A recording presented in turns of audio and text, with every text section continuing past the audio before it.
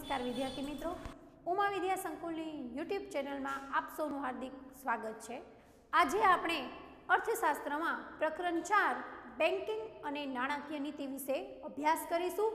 Banking અને નાણાકીય નીતિ આની પહેલા આપણું ચેપ્ટર હતું નાણું અને ફુગાવો, માં બે ભાગ પડતા હતા, નાણાંનો અર્થ, ફુગાવાનો અર્થ।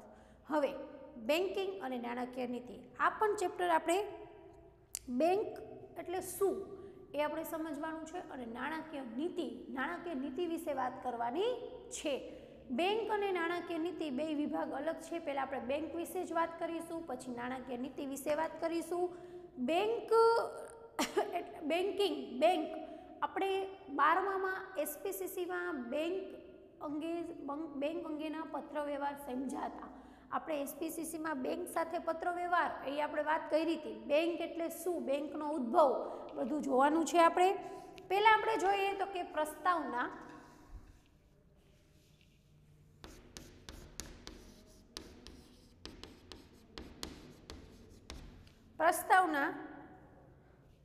તમને બધાને ખબર છે વિદ્યાર્થી મિત્રો, અત્યારે બે આપણા સામાન્ય પ્રજાથી લઈ, સામાન્ય વ્યક્તિથી લઈ ધનિક લોકો છે એ પણ અત્યારે બેંકનો ઉપયોગ કરતા હોય છે, બેંકની સેવા મેળવતા હોય છે। બેંક એટલે શું તો કે આપણી કોઈ પણ અત્યારે નાનું કોઈ બાળક જન્મે છે બરોબર છે, તો આપણે એની તરત બેંકમાં ખાતું ખોલાવી નાખીએ છીએ। અને બેંક એવી વસ્તુ છે કે આપણી સેવિંગ છે, આપણી બચત છે તે બેંક જાળવી રાખે છે। બેંક એટલે કે આપણે કોઈ પણ આપણે પૈસા બચાવવા છે તો ઘરમાં હોય તો પૈસા બચતા નથી, આપણે તરત બેંકમાં મૂકી આવીએ છીએ। બેંકમાં આપણે પૈસા મૂક્યા હોય તો એ પ્રમાણે આપણને બેંક વ્યાજ પણ આપે છે। એટલે બેંક એટલે શું તો આપણે શું બેંક શબ્દથી પરિચિત હોઈશું। આપણે આપણા ઘરની બચત બેંકમાં મુદતી થાપણોના સ્વરૂપે એટલે કે બચત ખાતામાં મૂકી હશે। આપણે આપણી બચત ખાતામાં મૂકી હોય આપણી મૂડી। આપણામાંના કેટલાક વિદ્યાર્થીઓના વાલીઓએ ધંધાની લેવડ દેવડ માટે બેંકમાં ખાતું ખોલાવ્યું હોય। વિદ્યાર્થી મિત્રો, તમારા ઘણા વાલીએ ધંધા માટે બેંકમાં ખાતું ખોલાવેલું હોય અને નાણાકીય લેવડ દેવડ બેંકમાં કરતા હોય છે।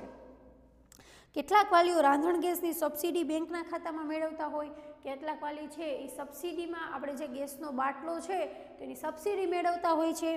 વળી આપણે સ્કૂલની ફી બેંકના ચેક દ્વારા ભરી હશે, ક્યારેક આપણે સ્કૂલની ફી પણ ચેક દ્વારા ભરી છે, તો બેંક આપણને ઘણા અંશે ઉપયોગી છે। ઘરમાં ટીવી, રેફ્રિજરેટર વગેરે વસ્તુઓ ખરીદવા માટે બેંકમાંથી નાણાં ઉપાડ્યા હોય, ઘરમાં આપણે ક્યારેક વસ્તુ ખરીદવી હોય તો આપણે બેંકમાંથી પૈસા ઉપાડીને વસ્તુ ખરીદીએ છીએ।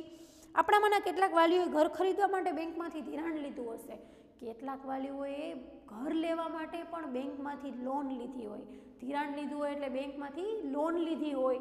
કેટલાક વાલીઓએ આપણે અત્યારે મકાન ખરીદવું હોય તો આપણે લોન લઈ છીએ, તો લોનને શું કહેવાય કે બેંકમાંથી ધિરાણ ખરીદ્યું હોય, બેંકમાંથી ધિરાણ લીધું હશે। આમ આધુનિક યુગમાં આપણા બધા જ નાણાકીય વ્યવહારો બેંક દ્વારા થાય છે। આજના યુગમાં, આધુનિક યુગમાં નાણાંના બધા જ વ્યવહારો છે એ બેંક દ્વારા થાય છે। તો આ પ્રકરણમાં આપણે બેંક વિશે સમજૂતી મેળવીશું। તો આ પ્રકરણમાં આપણે બેંક વિશે સમજૂતી મેળવીશું। બેંકનો ઉદ્ભવ અને વિકાસ।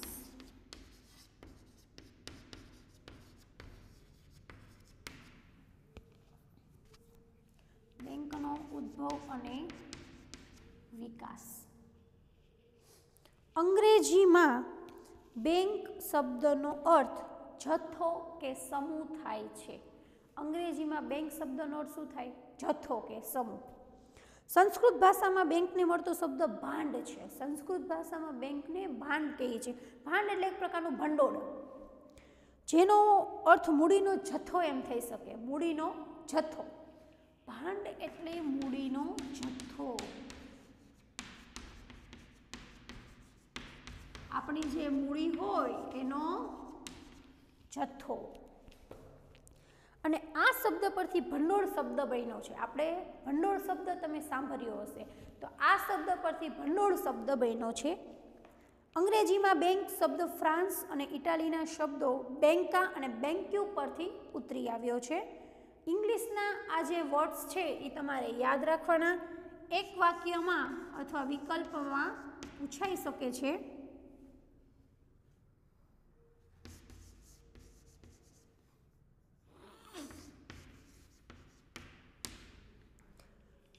યુરોપમાં પ્રાચીન સમયમાં સરાફો ઢળતી પાટલી પર નાણાંની લેવડ દેવડ અને જુદા જુદા પ્રદેશોમાં નાણાંની ફેરબદલી કરતા હતા. આમ પાટલી પર નાણાંની જથ્થાની ફેરબદલી થતી અને આમ બેંક શબ્દ અંગ્રેજીમાં ઉપયોગ થવા લાગ્યો. પાટલી પર બેન્ચ પર નાણાંની લેવડ દેવડ થતી, પહેલાં જથ્થાની ફેરબદલી થતી અને આમ બેંક શબ્દ અંગ્રેજીમાં ઉપયોગ થવા લાગ્યો. બેન્ચ પછી બેંક શબ્દ અંગ્રેજીમાં ઉપયોગ થવા લાગ્યો. આમ કહી શકાય કે બેંક શબ્દને નાણાંના ભંડોળ સાથે સંબંધ છે. બેંક શબ્દને નાણાંના ભંડોળ સાથે શબ્દ છે. નાણું એકઠું, નાણાંની મૂડી, જથ્થો, ભંડોળ સાથે સંબંધ છે. વિશ્વની સૌપ્રથમ બેંક તરીકે સ્પેનમાં 1401માં સ્થપાયેલી બેંક ઓફ બાર્સિલોના ગણાય છે.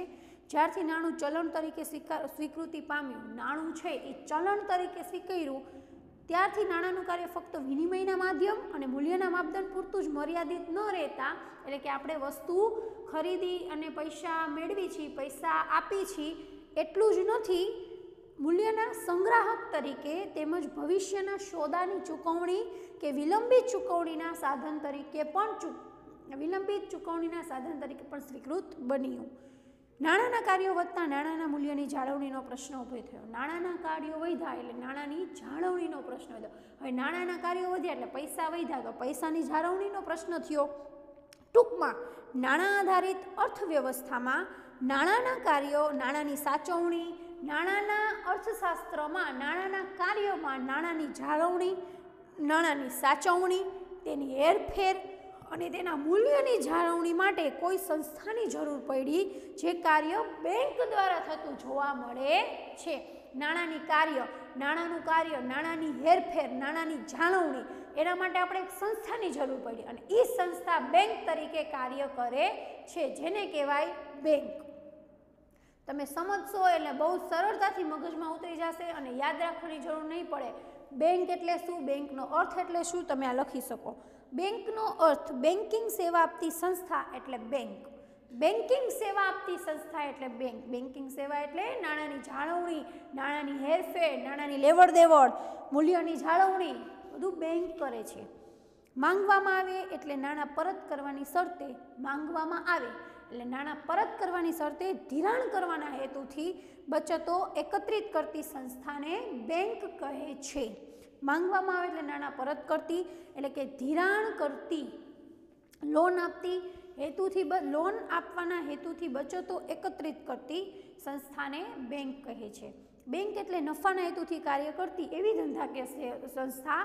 બેંક એટલે કેવી કે નફાના હેતુથી કાર્ય કરતી એવી સંસ્થા કે જે પ્રજાની બચતોને થાપણો તરીકે છે, પ્રજાની જ બચત હોય એને સ્વીકારે, તેના બદલામાં પ્રજાને વ્યાજ આપે, તે થાપણો સાચવે, વળી તે થાપણોમાંથી જે લોકોને જરૂર હોય પછી એ જ થાપણમાંથી જેને જરૂર હોય એને ધિરાણ આપે, એટલે કે લોન આપે, એને ધિરાણ સામે વ્યાજ વસૂલ કરે, જેને લોન આપે છે એની પાસેથી વ્યાજ લે, તથા અતિરિક્ત નાણાંનું દેશના વિકાસ માટે, વધારે નાણાંનું દેશના વિકાસ માટે વિવિધ ક્ષેત્રોમાં રોકાણ કરે, એને શું કહેવાય?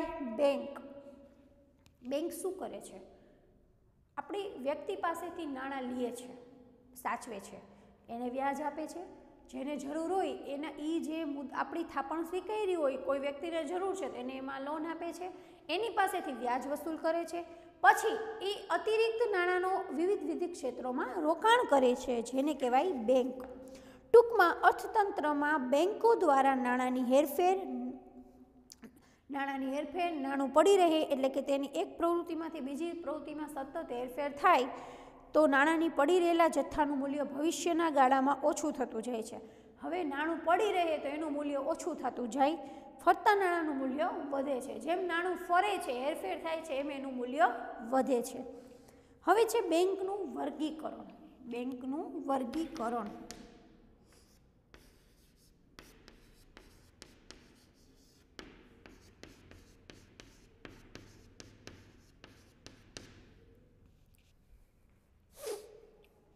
સામાન્ય રીતે બેંકો બે પ્રકારની હોય, વાણિજ્ય બેંક અને મધ્યસ્થ બેંક. વેપારી બેંક ભારતમાં 1949ની બેન્કિંગ કંપની ધારા મુજબ વેપારી બેંક એટલે એવી સંસ્થા કે જે બેન્કિંગ અંગેના વ્યવહારો કરે, એટલે કે દેશમાં રોકાણ વધારવા માટે પ્રજાની થાપણો સ્વીકારે. દેશમાં રોકાણ વધવા માટે પ્રજાની થાપણો સ્વીકારે, જે ગ્રાહકને જરૂર પડે ત્યારે પાછી એને આપે, થાપણ સ્વીકારે, જરૂર પડે ત્યારે પાછી આપે, જેમાંથી ચેક, ડ્રાફ્ટ પે ઓર્ડર વગેરે દ્વારા ઉપાડ થઈ શકે. પછી ચેક દ્વારા આપણે પૈસા ઉપાડી શકીએ છીએ. આપણે આપણા પૈસા બેંકમાં મૂક્યા છે, આપણે જરૂર પડી તો આપણે ચેક દ્વારા, ડ્રાફ્ટ દ્વારા એ પૈસા આપણે ઉપાડી શકીએ છીએ. વેપારી બેંક ધંધાદારી એકમ છે અને નફા માટે કાર્ય કરે છે. સામાન્ય રીતે વર્ગીકરણ વેપારી બેંક અને મધ્યસ્થ બેંક. તો આપણે અત્યારે વેપારી બેંકની વાત કરી છે. તો વેપારી બેંક છે એ વેપારી બેંક અને મધ્યસ્થ બેંક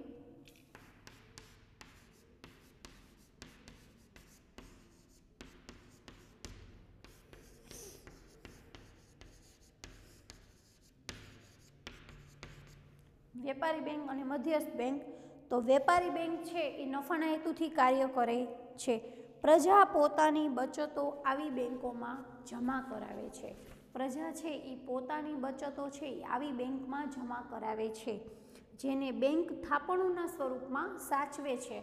બેંક છે એ થાપણોના સ્વરૂપમાં એને સાચવે અને તે થાપણો બેંક અન્ય કાર્યોમાં રોકે છે. એક રીતે બેંક પ્રજાના પૈસા અન્ય આર્થિક પ્રવૃત્તિઓમાં વાપરે છે અને તેથી પ્રજાને તેના બદલામાં થાપણો પર વ્યાજ ચૂકવે છે. આપણે આપણા પૈસા મૂક્યા એટલે એના બદલામાં આપણને વ્યાજ ચૂકવે છે. થાપણોનું બેંક કોઈ ક્ષેત્રમાં રોકાણ કરી શકે, જેમ કે ખેતી કે ઉદ્યોગના વિકાસ માટે. બેંક છે એ કયા કેવા ક્ષેત્રમાં રોકાણ કરી શકે? તો કે ખેતી અથવા ઉદ્યોગના ક્ષેત્રમાં, અથવા તો સરકારની જામીનગીરીઓ ખરીદી શકે, અથવા જે લોકોને રૂપિયાની જરૂર હોય તેવા લોકોને તે ધિરાણ આપી શકે, લોન આપી શકે. રોકાણ કરે ત્યારે બેંકને નફો કે આવક મળે છે અને ધિરાણના બદલામાં બેંક વ્યાજ વસૂલ, પછી ધિરાણના બદલામાં બેંક એની પાસેથી વ્યાજ વસૂલ કરે છે અને કમાણી કરે છે. થાપણો સ્વીકારવા માટે જે વ્યાજનો દર બેંક આપે, થાપણો સ્વીકારવા માટે જે વ્યાજનો દર બેંક આપે છે તેના કરતાં ધિરાણ પર ઊંચો વ્યાજનો દર તો તે વસૂલ કરે છે અને બેંક નફો કમાય છે. આપણે પૈસા મૂક્યા ને આપણને જે બેંક વ્યાજ આપે એના કરતાં બેંક જેને પૈસા આપે છે એની પાસેથી વ્યાજ વધારે ચૂકવે છે. આ રીતે બેંક છે એ નફો કમાય છે. આમ બેંક એ ધંધાદારી સંસ્થા છે. બેંક છે એ કેવી સંસ્થા છે? ધંધાદારી સંસ્થા છે. બીજા શબ્દોમાં બેંક નાણાંની હેરફેર કરીને નફો કમાવા માટેનો ધંધો કરે છે. બીજા શબ્દોમાં બેંક છે એ નાણાંની હેરફેર કરીને ધંધો કરે છે અને તેથી જ તેમને વેપારી બેંક કહેવાય છે. તેથી તેને કેવી બેંક કહેવાય છે? વેપારી બેંક. હવે વેપારી બેંકના કાર્યો. વેપારી બેંકના કાર્યો શું છે? તો કે થાપણો સ્વીકારવી, ચાલુ ખાતાની થાપણો, બચત ખાતાની થાપણો, રિકરિંગ ખાતાની, મુદતી થાપણો, ધિરાણની સવલતો પૂરી પાડવી, ચૂકવણી અને ઉપાડની સવલત પૂરી કરવી, શાક સર્જનની કામગીરી, આ બધી બેંક છે વેપારી બેંકના કાર્ય છે. હવે વેપારી બેંકનું મુખ્ય કાર્ય છે થાપણો સ્વીકારવી. આપણે જે અત્યારે પ્રાઇવેટ બેંકો જોઈએ છે વેપારી બેંકો કહેવાય, જેને કહેવાય વેપારી બેંકો છે ગુજરાત.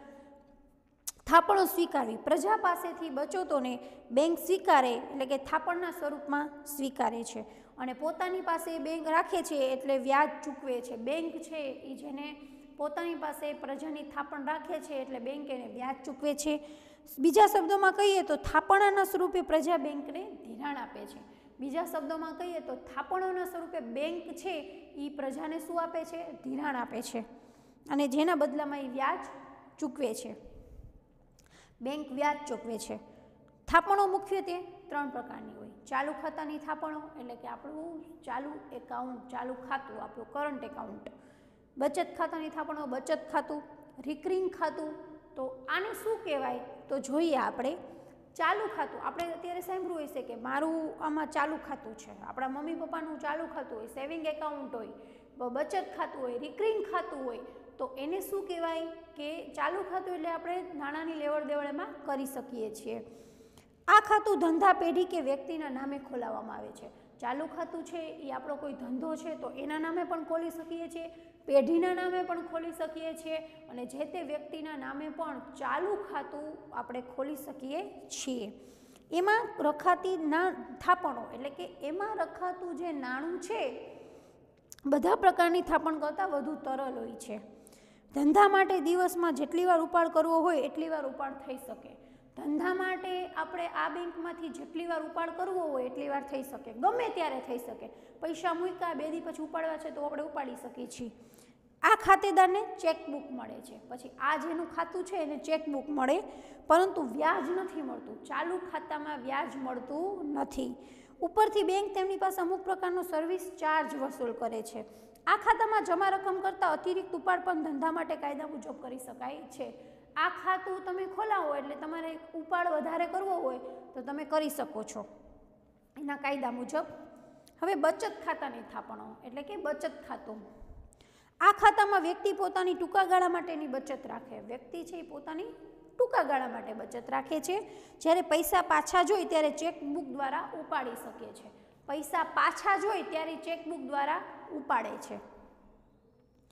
આવી થાપણો પર તેમને વ્યાજ પણ મળે છે. પછી આવી થાપણો પર એને શું મળે?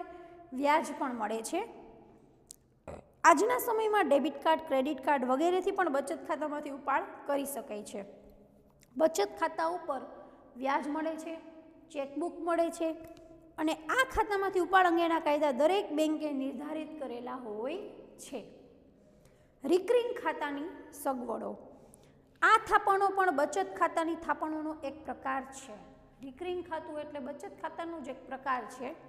જે વ્યક્તિ એકસાથે બચત કરવા ન ઈચ્છતી હોય, એકસાથે એ બચત કરવા નથી ઈચ્છતી તો ન કરી શકતી હોય તો એવી વ્યક્તિને દર મહિને અમુક સમયગાળા દરમિયાન કોઈ એક ચોક્કસ રકમ આ ખાતામાં જમા કરાવતી રહે છે. પોસ્ટમાં રિકરિંગ ખાતું હોય કે તમે એમાં મહિને મહિને 1000 અથવા 2000 એકસાથે નથી મૂકી શકતા, પણ તમારે મહિને મહિને એમાં બચત મૂકવી છે તો તમે અમુક સમયગાળો નિશ્ચિત કરેલો હોય એ પ્રમાણે તમે એમાં પૈસા મૂકી શકો છો. એને રિકરિંગ ખાતું કહેવાય. આમ વ્યક્તિની થાપણ વધતી જાય છે કેમ કે મહિને મહિને પૈસા મૂકે છે એટલે વ્યક્તિની થાપણ શું થાય છે? વધતી જાય છે. અને જમા થયેલી થાપણ પર તેને વ્યાજ મળતું રહે છે. પછી જમા જેટલી રકમ થાય એની ઉપર એને વ્યાજ મળે છે. આવી થાપણોને રિકરિંગ થાપણો કહેવાય કે અમુક સમય દરમિયાન મૂકે, માસ મહિને મહિને મૂકે તો એને કહેવાય રિકરિંગ ખાતું. જ્યારે કોઈ મહિનાની રકમ જમા ન કરાવે તો વ્યાજના નુકસાનની સાથે ક્યારેક દંડ પણ ભરવો પડે છે. ક્યારેક એવું બને કે તમે 2 મહિના સુધી એમાં પૈસા નથી મૂકતા તો તમારે એનું વ્યાજ ભરવું પડે છે. હવે છે મુદતી થાપણો. મુદતી થાપણો એટલે ફિક્સ ડિપોઝિટ કે અમુક સમયગાળા દરમિયાન પૈસા મૂકી દીધા પછી એને તમે અડવાના જ નથી. આ થાપણો ચોક્કસ મુદત માટે મૂકવામાં આવે, ચોક્કસ સમય માટે મૂકવામાં આવે. મુદત એટલે સમય. આ થાપણો પર બેંક સૌથી વધુ વ્યાજ ચૂકવે છે. આવી થાપણો છે એના ઉપર બેંક તો સૌથી વધુ વ્યાજ ચૂકવે છે.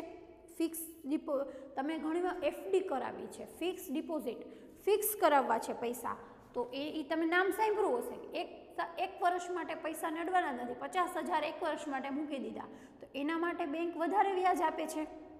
જ્યારે લાંબા ગાળા માટે વ્યક્તિ બચત કરવા ઈચ્છતી હોય, લાંબા સમય માટે વ્યક્તિ બચત કરવા ઈચ્છે છે ત્યારે આવી થાપણો રાખે છે અને જરૂર પડે ત્યારે અતિરિક્ત ઉપાડની સવલત ઓવરડ્રાફ્ટ મેળવી શકે છે. જરૂર પડે ત્યારે ઓવરડ્રાફ્ટ મેળવી શકે છે. હવે ધિરાણની સવલતો પૂરી પાડવી બીજો પોઈન્ટ છે. આ વેપારી બેંકના કાર્યોમાં આપણે વેપારી બેંકના મુખ્ય કાર્યો એમાં આપણે જોયું પહેલું વેપારી બેંકના મુખ્ય કારણો, પછી હવે બીજું છે ધિરાણની સવલતો પૂરી પાડવી. પહેલું છે થાપણો સ્વીકારવી. કેવી રીતે સ્વીકારવી? તો ચાલુ ખાતાની, બચત ખાતાની, રિકરિંગ ખાતાની, મુદતી ખાતાની. હવે છે ધિરાણની સવલતો પૂરી પાડવી એટલે કે અર્થતંત્રમાં આ વેપારી બેંકનું બીજું કાર્ય છે. ધિરાણની સવલતો પૂરી પાડવી, લોનની સવલત પૂરી પાડવી.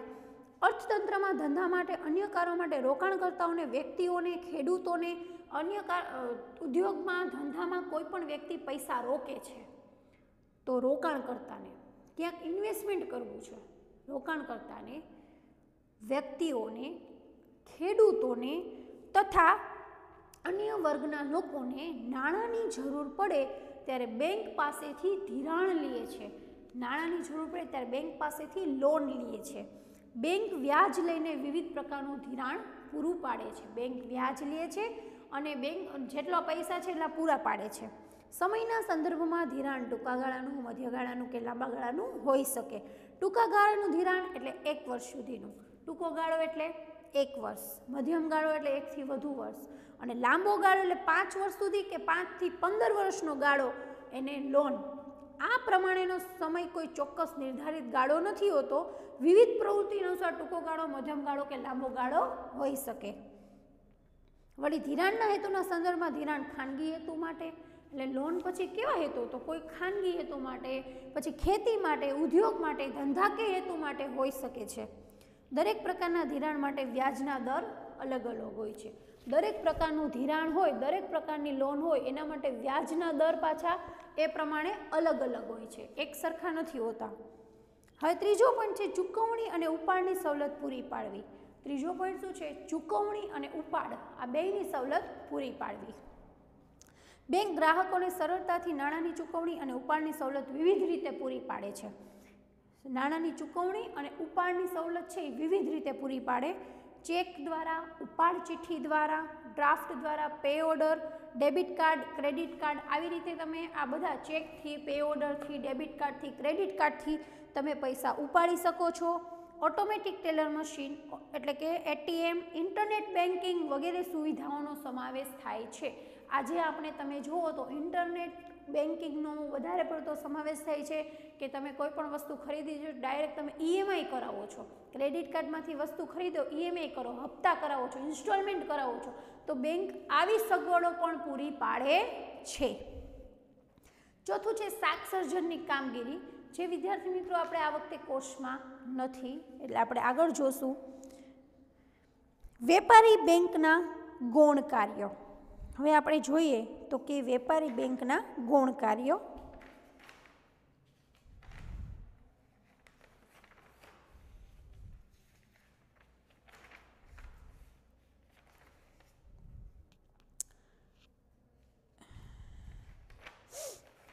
શાક સર્જનની કામગીરી નથી. પછી છે વેપારી બેંકના ગૌણ કાર્યો, ગ્રાહકોના એજન્ટ તરીકે તથા ઉપયોગી સેવાઓ પૂરી પાડવાનું કાર્ય. આપણે અત્યારે જોયા વેપારી બેંકના મુખ્ય કાર્યો, હવે જોઈએ છીએ વેપારી બેંકના ગૌણ કાર્યો. પછી આવશે મધ્યસ્થ bank, reserve Bank of India. મધ્યસ્થ બેંક એટલે શું? અને પછી છે નાણાકીય નીતિ. તો મધ્યસ્થ ગ્રાહકના એજન્ટ તરીકે તથા ઉપયોગી સેવાઓનું પૂરી પાડવાનું કાર્ય. બેંક તેના ગ્રાહકને વિવિધ સેવા પૂરી પાડે છે. બેંક છે એ એના ગ્રાહકને વિવિધ સેવા પૂરી પાડે. દાખલા તરીકે એકબીજાથી અજાણ્યા આયાતકારને નિકાસકારને શાખનું પ્રમાણપત્ર આપે. એકબીજા અજાણ્યા છે, બેંક મધ્યસ્થ તરીકે કાર્ય કરે. આર્થિક પ્રવૃત્તિ માટે બાંયધરી આપે છે. ક્યારેક બેંકો કરવેરાના ચલણો ભરવાની વગેરે સુવિધા પણ ગ્રાહકને આપે છે. ગ્રાહકની કિંમતી વસ્તુ જેવી કે દાગીના, મહત્વના ડોક્યુમેન્ટ વગેરે સાચવવા બેંક સેફ ડિપોઝિટ વોલ્ટની સુવિધા ભાડું વસૂલ કરીને પોતાના ગ્રાહકને પૂરી પાડે. એટલે આ બધા ગૌણ કાર્ય છે કે બેંક અલગ અલગ કેવી સુવિધાઓ પૂરી પાડે છે. તો બેંકમાં લોકર હોય, લોકરમાં આપણે કિંમતી ઘરેણાં, કિંમતી દસ્તાવેજો છે, ડોક્યુમેન્ટ છે, આવું આપણે બેંકમાં લોકરમાં મૂકી શકીએ છીએ. ખૂબ નાના કદની આર્થિક પ્રવૃત્તિઓ માટે અમુક વર્ગને ખૂબ નાના ધોરણ પૂરું પાડે છે. માઇક્રો ફાઇનાન્સ જેને કહેવાય કે ખૂબ નાની આર્થિક પ્રવૃત્તિ માટે અમુક વર્ગને ખૂબ નાના ધિરાણ, નાની લોનથી સેવા પૂરી પાડે છે. ધંધામાં કે વ્યક્તિગત સોદામાં ચૂકવણી બાબતે વિશ્વસનીયતા પૂરી પાડવા માટે બેંક ડ્રાફ્ટ અથવા પે ઓર્ડરની સુવિધાઓ પૂરી પાડે છે. બદલાતા સમય સાથે આધુનિક સેવા પૂરી પાડવાનું કાર્ય. ગૌણ કાર્ય બેંકના એ પણ છે કે જેમ સમય બદલાય છે, પરિવર્તન આવે છે, એમ આધુનિક સેવા પૂરી પાડે છે. કેવી આધુનિક સેવાઓ? તો કે બેંકોનો ખ્યાલ અને કાર્ય પદ્ધતિ સમય સાથે સતત બદલાતા રહે છે. બેંકનો ખ્યાલ છે એ સતત બદલાતો રહે છે. બેન્કિંગ કાર્યોમાં સતત નવીનીકરણ થતું રહે છે. બેન્કિંગનું કાર્ય છે તેમાં સતત નવીનીકરણ થાય. આજના સમયમાં ચલણ કે ચેક વાપર્યા એક બેંકમાંથી અન્ય ખાતામાંથી કોઈ અન્ય બેંકના ગ્રાહકના ખાતા મિનિટોમાં નાણાંની ઇલેક્ટ્રોનિક ટ્રાન્સફર માટે NEFT, national electronic fund transfer અને RTGS real time gross settlement જેવી સુવિધા ઉપલબ્ધ કરાય છે કે એક ખાતામાંથી બીજા ખાતામાં તમારે પૈસા ટ્રાન્સફર કરવા હોય તો તમે કરાવી શકો છો ચેક વગર, તરત જ એક મિનિટોના સમયગાળામાં. ટૂંકમાં સમય પણ નથી લાગતો, 5 થી 10 મિનિટમાં એક ખાતામાંથી બીજા ખાતામાં પૈસા ટ્રાન્સફર થઈ જાય છે. આ બંને સુવિધાઓ એટલે કે centralise online real time exchange બેન્કિંગના લીધે શક્ય બની છે. વળી ઇન્ટરનેટ બેન્કિંગ તથા મોબાઈલ ફોનના બેન્કિંગ એપ દ્વારા ગ્રાહક પોતાના ખાતાની બધી વિગતો કોમ્પ્યુટર અને મોબાઈલ ફોન પર મેળવી શકે છે. એટલે કે ઇન્ટરનેટ દ્વારા ઓનલાઈન ઇન્ટરનેટ દ્વારા આપણે બધી વિગત છે એ કોમ્પ્યુટર અથવા મોબાઈલ ફોનમાં મેળવી શકીએ છીએ. આપણે સ્પેશિયલ બેંકે નથી જવું પડતું. વસ્તુની ખરીદી કરી શકીએ છીએ. અત્યારે આપણે ઓનલાઈન વસ્તુની બધી ખરીદી કરી શકીએ છીએ. ટિકિટ પણ બુક કરી શકીએ છીએ. તો આપણા એ પૈસા છે આપણે કંઈ રૂબરૂ તો દેવા જતા નથી. આપણે આપણા બે મોબાઈલમાંથી જ બેંકમાંથી પૈસા આપણે ચૂકવી દઈએ છીએ. બેંક ડીમેટ ખાતાની પણ સગવડ પૂરી પાડે છે. ડીમેટ ખાતું એટલે કે શેર, ડિબેન્ચર, બોન્ડ, જામીનગીરી વગેરે ભૌતિક સ્વરૂપે ના સચવવા પડે તે માટેનું ઇલેક્ટ્રોનિક ખાતું, ધંધા માટેનું ખાતું, જેથી આવું ખાતું ધરાવનાર લોકો પોતાના શેર, ડિબેન્ચર, બોન્ડ વગેરે ઇલેક્ટ્રોનિક સ્વરૂપે સાચવી શકે. એટલે કે બેંક છે આપણને ઘણી સવલતો પૂરી પાડે છે અને અત્યારે તો આપણને બધું મોબાઈલમાં અને કોમ્પ્યુટરમાં મળી જાય છે. આપણે રૂબરૂ બેંકે જવું પડતું નથી અને મિનિટોના કાર્યમાં બધું કાર્ય થઈ જાય છે. મિનિટોના સમયમાં બધું કાર્ય થઈ જાય છે. આ તો વેપારી બેંકના ગૌણ કાર્યો. પહેલાં આપણે મુખ્ય કાર્ય જોયા, ચાલુ ખાતું, બચત ખાતું, રિકરિંગ ખાતું, ફિક્સ ડિપોઝિટ, આ બધા મુખ્ય કાર્યો. આ બધા છે તે ગૌણ કાર્યો. અને હવે છે મધ્યસ્થ બેંક. હવે આપણે વાત કરી છીએ મધ્યસ્થ બેંકની.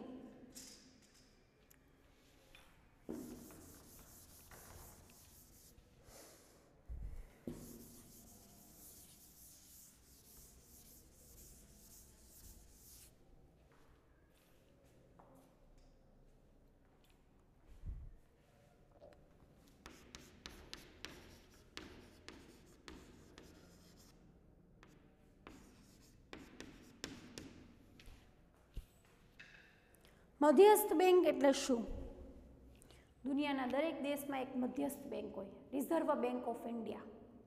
બધી બેંકોની બેંક એટલે મધ્યસ્થ બેંક, જે દેશની તમામ બેંકની કામગીરીનું સંચાલન, મૂલ્યાંકન અને અંકુશની કામગીરી બજાવે છે. ઉપરાંત મધ્યસ્થ બેંક ગ્રાહકોના તથા પ્રજાના હક અને હિતની જાળવણી કરવાની કામગીરી પણ આપે છે. આરપી કેન્ટના શબ્દોમાં મધ્યસ્થ બેંક એટલે એવી સંસ્થા કે જે દેશના પ્રજાના સામાન્ય હિત માટે અર્થતંત્રમાં નાણાંના જથ્થાના વિસ્તરણ અને સંકોચનની જવાબદારી આપે છે. નાણાંનું વિસ્તરણ અને સંકોચન. આ મધ્યસ્થ બેંક એટલે દેશની સર્વોચ્ચ બેંક. મધ્યસ્થ બેંક એટલે રિઝર્વ બેંક ઓફ ઇન્ડિયા દેશની સર્વોચ્ચ બેંક છે, જેનું મુખ્ય કાર્ય નાણાં બજાર, બેન્કિંગ ક્ષેત્રને મદદ કરવાનું, બધી બેંકોને મદદ કરવાનું, નિયંત્રણ કરવાનું, પ્રોત્સાહન આપવાનું અને દેશના આર્થિક હિત માટે નાણાકીય સ્થિરતા જાળવવાનું કામ કરે છે. સમગ્ર અર્થતંત્ર પર નાણાંની હેરફેરની અનેક અસર થતી હોય. સમગ્ર અર્થતંત્ર પર નાણાંના હેરફેરની અનેક અસર થતી હોય, જે દેશની આર્થિક વૃદ્ધિ તથા વિકાસને અસર પહોંચાડે છે. જે દેશની આર્થિક વૃદ્ધિ અને આર્થિક વિકાસને અસર પહોંચાડે છે. નાણાકીય વ્યવહારના નિયંત્રણ તથા નાણાંની મૂલ્યની જાળવણીની જવાબદારી, નાણાંના મૂલ્યની જવાબદારી બધા રાજ્યોની બેંકો પર નિયંત્રણ બેંક દ્વારા બજાવવામાં આવે છે. મધ્યસ્થ બેંક આમ કરવા માટે નાણાકીય નીતિ પાડે છે, નાણાકીય નીતિ ઘડે છે. ટૂંકમાં મધ્યસ્થ બેંક અર્થતંત્રમાં આર્થિક સ્થિરતાની જવાબદારી સ્વીકારે છે. આર્થિક સ્થિરતા લાવવા મધ્યસ્થ બેંકની જવાબદારી હોય છે. ભારતીય રિઝર્વ બેંક. ભારતની મધ્યસ્થ બેંક રિઝર્વ બેંક ઓફ ઇન્ડિયાના નામે ઓળખાય છે. હવે જે હું વાંચું છું, સમજાવું છું, એ ખાસ ધ્યાન રાખજો, એની નીચે અંડરલાઇન કરજો. એક વાક્યમાં વિકલ્પમાં પ્રશ્ન પૂછાઈ શકે છે. મધ્યસ્થ બેંક સરકારને નાણાકીય સલાહ સૂચન આપે છે. ભારતીય રિઝર્વ બેંક ઓફ ઇન્ડિયાના નામે ઓળખાય છે ભારતની મધ્યસ્થ બેંક. 1934ની રિઝર્વ બેંક ઓફ ઇન્ડિયા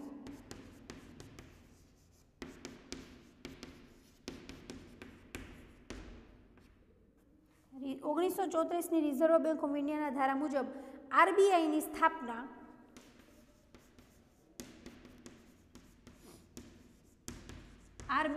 સ્થાપના એપ્રિલ 1,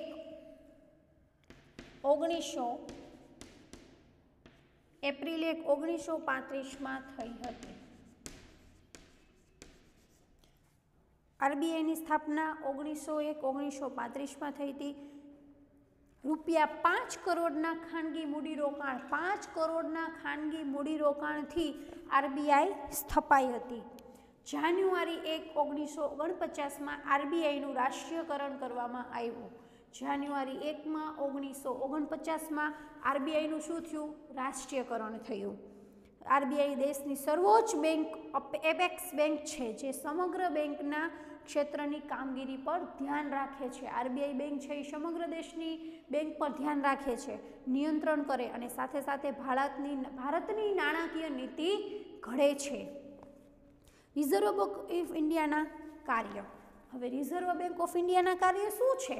અને રિઝર્વ બેંક ઓફ ઇન્ડિયાના કાર્યો તો કે આરબીઆઈની એટલે કે રિઝર્વ બેંક ઓફ ઇન્ડિયાની નાણાકીય જવાબદારીઓ એટલે કે આરબીઆઈના નાણાકીય કાર્યો અને આરબીઆઈના બિન નાણાકીય કાર્યો। આરબીઆઈના નાણાકીય કાર્યો અને આરબીઆઈના બિન નાણાકીય કાર્યો।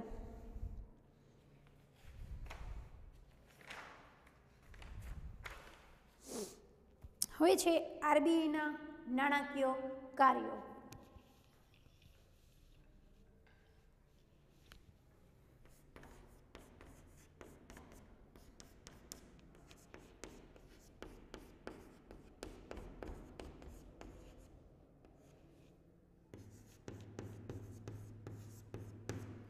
આરબીઆઈના નાણાકીય કાર્યો। ચલણ બહાર પાડવાનું કાર્ય। ચલણ બહાર પાડવાનું કાર્ય। ₹2 અને 2 થી વધુ રકમની નોટો છાપવાની અને બજારમાં મૂકવાની ફરજ આરબીઆઈ બજાવે છે। એટલે કે બજારમાં જે નોટો છપાય છે એની ફરજ આરબીઆઈ છે। આ બધા અલગ અલગ જે નોટો છપાઈને આવે છે કે હવે આ નોટ નહીં ચાલે, આ નોટ ચાલશે, આ બધુંનું કાર્ય છે, નિર્ણય છે આરબીઆઈ લે છે। જ્યારે ચલણી સિક્કા અને ₹1ની કાગદી નોટ ભારત સરકારના નાણાં ખાતા દ્વારા બહાર પાડવામાં આવે છે, પરંતુ સરકારના એજન્ટ તરીકે આરબીઆઈ તેમની વેચણી કરવાની જવાબદારી નિભાવે છે। પછી સરકારના એજન્ટ તરીકે આરબીઆઈ છે એ વેચણી કરે છે, નોટોની જવાબદારી એનું હોય છે। ચલણ બહાર પાડવાનું કાર્ય। સરકારની બેંક તરીકેનું કાર્ય। આરબીઆઈ કેન્દ્ર સરકાર તથા રાજ્ય સરકારની બેંક તેમજ નાણાકીય એજન્ટ તથા નાણાકીય સલાહકાર તરીકેની ફરજ ભજવે છે। નાણાકીય એજન્ટ તરીકે કામ કરે છે, નાણાકીય સલાહકાર તરીકે કામ કરે છે। નાણાકીય એજન્ટ એટલે કે જે પૈસા સરકાર બહાર પાડે છે, નિર્ણય લે છે, એ વેચવાનું કાર્ય કરે છે। એજન્ટ તરીકે સરકારના બોન્ડ, સરકારના ખાતા, ચલણી સિક્કા, ₹1ની નોટ વગેરેનો વહીવટ કરે છે તથા સરકારને ધિરાણ પણ આપે છે। બેંકોની બેંક અને બેંકના અંતિમ સહાયક તરીકેનું કાર્ય। આરબીઆઈ ભારતની બધી જ શિડ્યુઅલ બેંકની બેંક તથા નિયમનકાર છે। તે બેંકોની રોકડ અનામતનું સંચાલન કરે છે। બેંકોની રોકડ અનામતનું સંચાલન કરે છે। વેપારી બેંકોની ધિરાણ અંગેની નીતિની દિશા નક્કી કરે છે। ધિરાણ અંગેની દિશા, આના લોન ઉપર આટલું વ્યાજ, આવી રીતે આ બધું આરબીઆઈ બેંક કરે છે। વ્યાજના દર પણ આદેશિત કરે છે। વ્યાજનો દર આરબીઆઈ આદેશ કરે છે। કોઈ પણ શિડ્યુઅલ બેંકની નાણાકીય કટોકટીના સમયે આરબીઆઈ છે એ હેલ્પ કરે છે। કોઈ પણ બેંકમાં નાણાકીય કટોકટી હોય તો આરબીઆઈ સહાયક તરીકે તેની જવાબદારી નિભાવે છે, મદદ કરે છે। શાખ નિયમનની કામગીરી। નાણાકીય નીતિમાં વિવિધ સાધનોની મદદ વડે આરબીઆઈ વેપારી બેંકોની શાખ સર્જનની પ્રવૃત્તિ તથા નાણાંના પુરવઠાનું નિયમન કરે છે। નાણાંના પુરવઠાનું પણ નિયમન કરે આરબીઆઈ। વેપારી બેંકના નાણાંના પુરવઠાનું નિયમન કરે છે। વિદેશી હુંડિયામણની જાળવણીનું કાર્ય। જ્યારે હુંડિયામણનો દર કાયદાકીય રીતે સ્થિર રાખવામાં આવે, વિદેશી હુંડિયામણનો દર છે એ કાયદાકીય રીતે સ્થિર રાખવામાં આવે ત્યારે હુંડિયામણનો દર નક્કી થાય છે। જ્યારે વિદેશી હુંડિયામણનો દર બજારમાં તેની માંગ અને પુરવઠાના આધારે નક્કી થાય।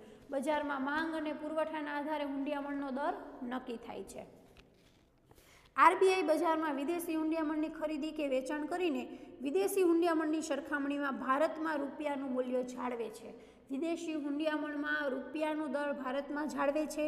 આમ આરબીઆઈ ભારતના ચલણનું મૂલ્ય અન્ય દેશના ચલણની સામે જાળવી રાખવાની કામગીરી બજાવે છે। આરબીઆઈ છે એ ભારતના ચલણનું મૂલ્ય અને દેશના ચલણની સામે બીજા દેશના ચલણની સામે જાળવણીનું કામગીરી બને છે. આરબીઆઈ ભારતના વિદેશી હુંડિયામણના જથ્થાની સાચવણી કરે છે. જે વિદેશી હુંડિયામણ હોય એનું આરબીઆઈ જાળવણી કરે. ભારતમાં આવતા વિદેશી મૂડી કે ભારતની બહાર જતી વિદેશી મૂડી પર ધ્યાન રાખે છે. આપણા દેશની મૂડી બહાર જાય, વિદેશની મૂડી આવે, એના ઉપર આરબીઆઈ ધ્યાન રાખે છે.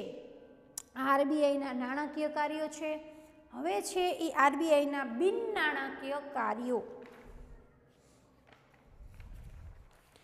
હવે આરબીઆઈના બિન નાણાકીય કાર્યો જોઈએ આપણે. તમે ખાલી વિદ્યાર્થી મિત્રો પોઈન્ટ યાદ રાખો.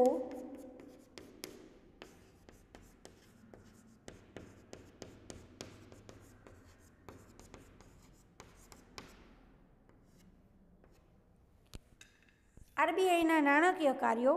હવે છે આરબીઆઈના બિન નાણાકીય કાર્યો. નાણાકીય કાર્યમાં ચલણ બહાર પાડવાનું, સરકારી બેંક તરીકેનું કાર્ય, બેંકોની બેંક અને બેંકના અંતિમ સહાયક તરીકેનું કાર્ય, શાખ નિયમનની કામગીરી, વિદેશી હુંડિયામણની જાળવણીનું કાર્ય. હવે આરબીઆઈના વિદેશી હુંડિયામણ, વિદેશથી મૂડી આવતી, વિદેશમાં મૂડી જાતી, એની ઉપર ધ્યાન રાખવું. હવે બિન નાણાકીય કાર્ય શું છે? આરબીઆઈના નિયમન અને દેખરેખની કામગીરી. આરબીઆઈ ભારતના સમગ્ર મૂડી બજાર, નાણાં બજાર કામગીરી પર દેખરેખ અને નિયમન કરે છે.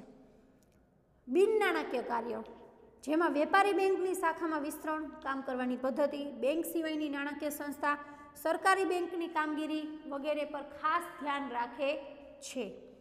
પ્રોત્સાહન કાર્યો.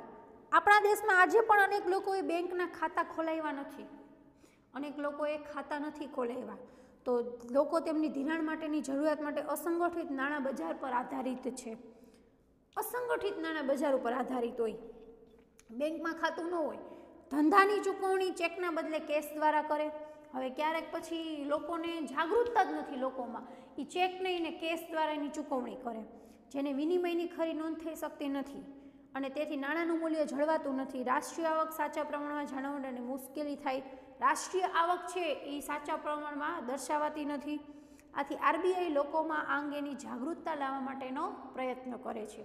આરબીઆઈ છે એ લોકોમાં આ અંગે જાગૃતતા લાવે છે.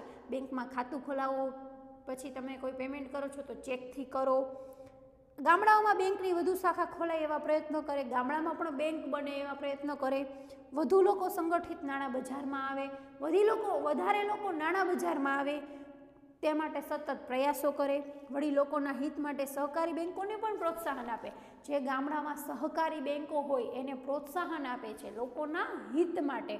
આરબીઆઈનું કાર્ય બિન નાણાકીય બીજું છે પ્રોત્સાહન કાર્ય, એટલે કે નાણાંનું મૂલ્ય, નાણાંનો સંગ્રહ તરીકે, પછી લોકોમાં બેંકમાં ખાતા ખોલાવવાની, બેંકમાં સહકારી બેંકો હોય ગામડામાં તો એને પ્રોત્સાહન આપે. આવા બધા કાર્યો આરબીઆઈ કરે છે. હવે સમાવેશી વિકાસ માટેના કાર્યો. ભારતમાં આર્થિક ભિન્નતા તથા ગ્રામીણ શહેરી ભિન્નતા વધુ છે. આર્થિક ભિન્નતા, ગ્રામીણ શહેરી ભિન્નતા, ગામડા અને શહેરની ભિન્નતા અલગ અલગ જોવા મળે. તો એના કારણે નાણાકીય અથવા તો આર્થિક પરિવર્તન આવે ત્યારે દરેક વર્ગના લોકો અને એકમોના આવા પરિવર્તનનો લાભ મળવો જરૂરી છે. આરબીઆઈ આ માટે બેન્કિંગ ક્ષેત્રે સતત પ્રયાસો કરે છે. ધિરાણ માટેની અગ્રિમતા ધરાવતા ક્ષેત્રો, ખેતી, નાના ઉદ્યોગો, સ્વરોજગારો, પરંપરાગત ગૃહ ઉદ્યોગો વગેરે માટે ખાસ ધિરાણ વ્યવસ્થા ઊભી કરે છે. આ બધી વસ્તુ માટે સ્પેશિયલ ધિરાણની વ્યવસ્થા ઊભી કરે. લોકોમાં બેન્કિંગ અને નાણાં વ્યવસ્થા વિશેની જાણકારી અને જાગૃતતા વધે તે માટેનો પ્રચાર કરે છે. લોકોમાં બેન્કિંગ અને નાણાં વ્યવસ્થા વિશેની જાણકારી વધે એના માટે તે પ્રચાર કરે છે.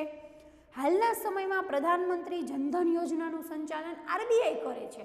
જે આ જનધન યોજનાનું જે આવ્યું છે, પ્રધાનમંત્રી જનધન યોજના જે આપણને મળે છે, જનધન યોજના, એનું સંચાલન અત્યારે આરબીઆઈ કરે છે. વળી બેંકના ગ્રાહકના હિત અને હકની જાળવણી પણ કરે છે. ગ્રાહકના હિત માટે, એના હક માટેની જાળવણી કરે. બેન્કિંગ પ્રવૃત્તિના સુધારા, સંશોધનને વેગ આપે. આરબીઆઈ દરેક પ્રકારના નાણાકીય આંકડા, નિષ્ણાંતના લેખો પોતાની વેબસાઇટ ઉપર મૂકે છે.